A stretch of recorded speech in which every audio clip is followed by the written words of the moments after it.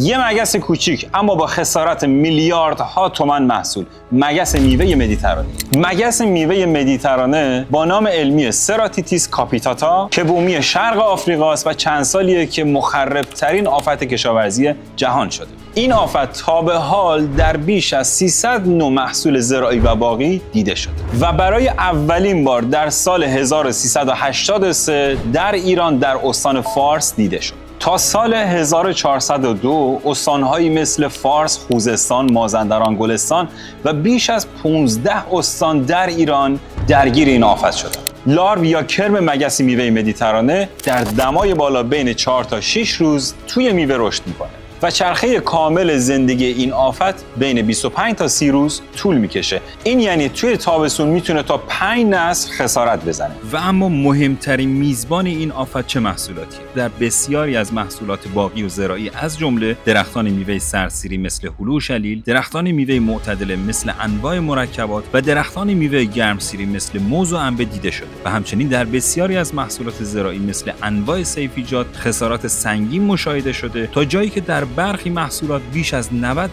خسارت گزارش شده. تو پست بعدی تمامی راه‌های مقابله با این آفت رو به صورت عملی و اصولی به توضیح میدم. اگه نگران محصولاتی همین الان پیج وارش اگری رو فالو کن تا پست مهم بعدی رو از دست ندی.